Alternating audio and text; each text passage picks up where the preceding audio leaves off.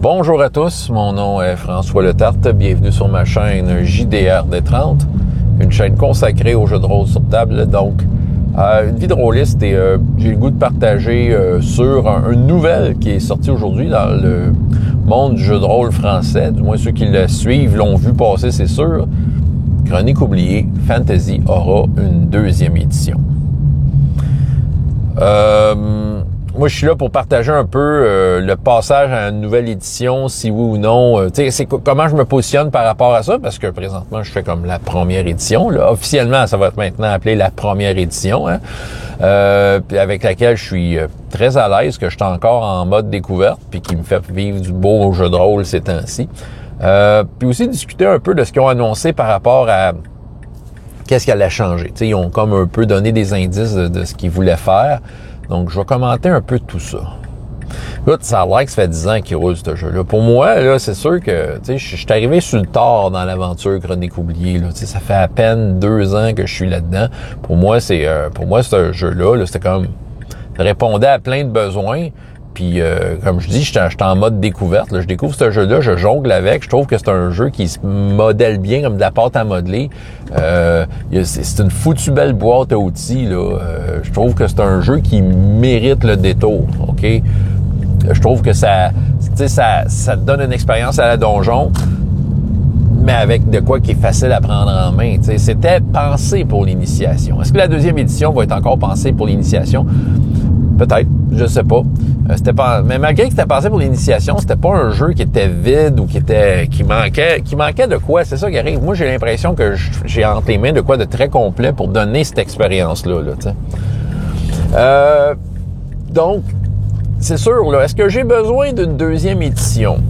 Personnellement, présentement, non. J'aurais pas besoin d'une deuxième édition. Je vais quand même, au moins peut-être, sur un genre de financement participatif, je vais peut-être au moins me procurer le PDF.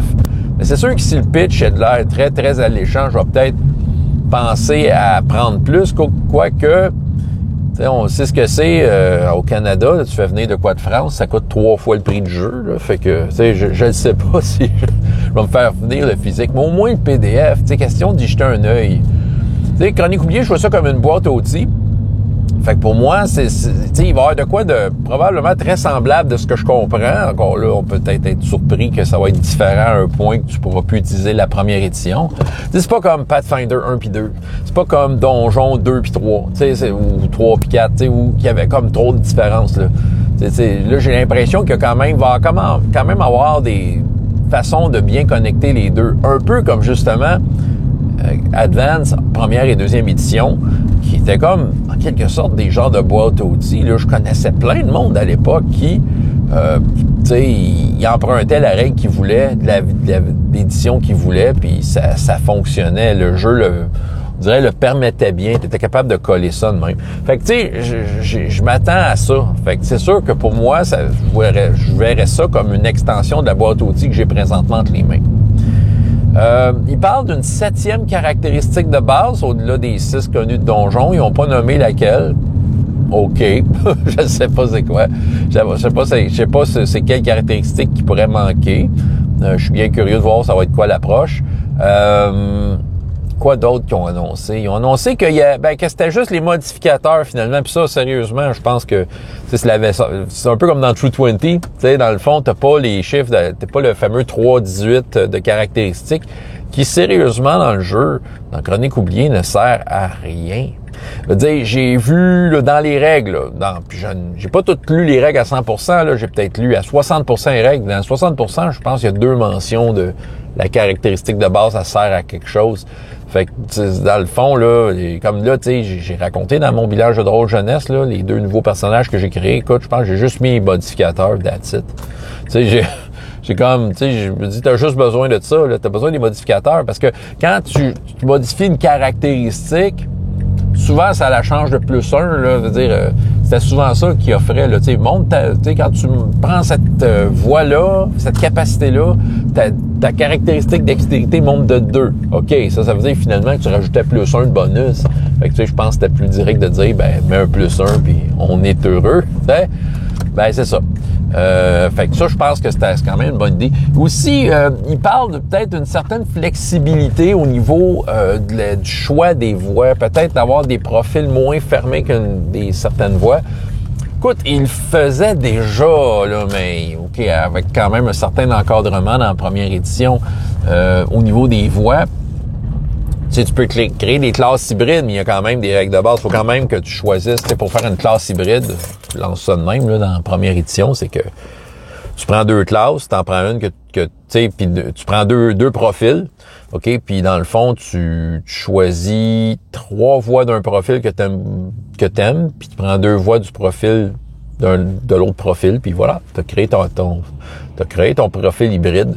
C'est pas mal ça, là. Il y a quelques chiffres à changer autour, là, selon leur présentation, mais c'est pas mal ça. Tu sais, il y a une certaine flexibilité parce que c'est sûr qu'à la quantité de voix qu'il y a, tu peux faire des combos pas mal. Je sais qu'il poussait un peu plus loin de dire tu prends 3 voix d'un profil, tu peux en prendre une de 2 autres profils. Là, c'était comme il appelait ça un profil multiple.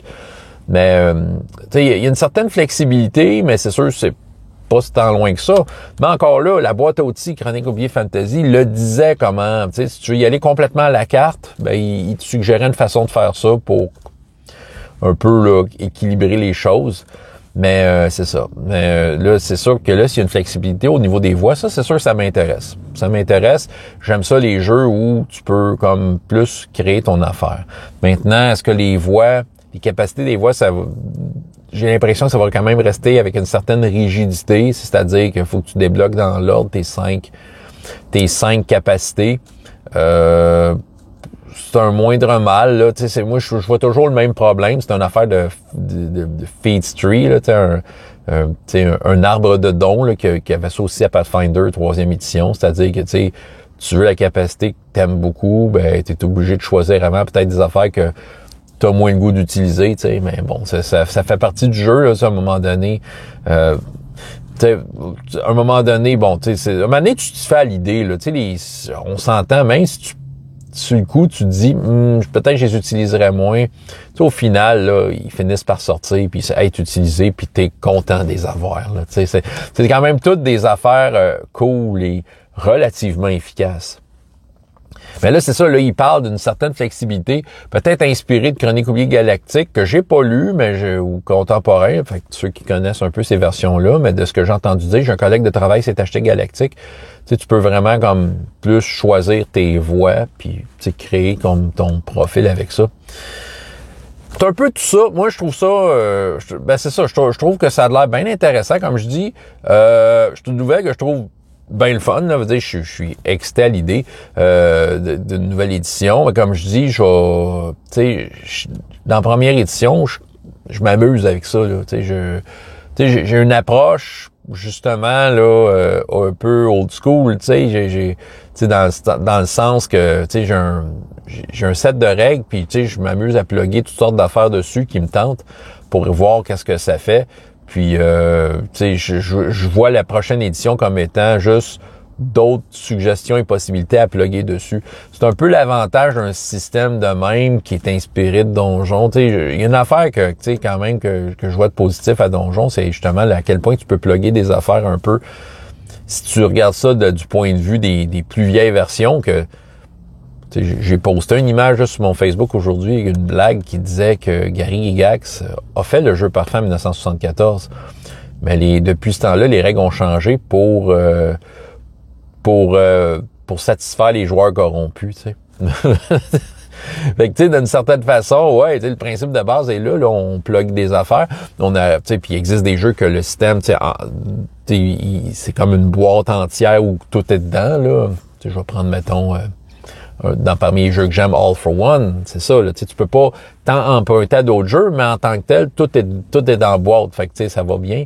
Mais Donjon, c'est ça, je trouve que c'est un laboratoire intéressant, puis je trouve que Chronique oubliée nous l'a présenté comme ça, un laboratoire intéressant, puis avec toutes sortes d'outils, fait que c'est pour ça que la deuxième édition, je vois ça comme d'autres outils. Tu sais, à moins que je pogne un crush incroyable, c'est pas impossible, un genre de coup de foudre pour la prochaine édition, quand même, j'accueille avec enthousiasme ce qui s'en vient. C'est le fun de savoir qu'ils veulent faire une nouvelle édition. Bon, c'est peut-être un cash grab, là, cette affaire-là. mais en même temps, il était dû, lui aussi, là. Je peux comprendre que. Je peux comprendre que le jeu avait quand même besoin d'être repensé un peu, c'est ça. Pour peut-être justement en mieux encadrer des nouveaux meneurs de jeu ou des meneurs de jeu qui veulent justement avoir une boîte où tous les morceaux semblent pas trop brassés quand t'as secoue, là, tu sais. moi, c'est ça, pour moi, Chronique oubliée, ça me dérangeait pas, comme je disais, parce que, tu sais, justement, je regarde les morceaux, puis je m'amuse à monter à faire des expériences avec, à regarder ce que ça fait. Mais je peux comprendre qu'il y a du monde qui veut peut-être de quoi qui... Je sais que... c'est ça. En tout cas, c'est ça la nouvelle. Moi, je la trouve très cool. Là. Je suis très content de la chose. Vous irez lire ça sur Black Book Édition. Je sais que Rollist TV, je l'ai vu Facebook de Rollist TV. C'est là que j'ai vu. Eux l'ont repartagé. Donc, c'est sûr, c'est une assez grosse nouvelle dans le monde du jeu de rôle français. C'est ça que j'avais à vous raconter. Donc, François Letarte, JDR de 30. Et jusqu'à la prochaine fois, il y a autant de plaisir dans la vie que dans les jeux. Au revoir.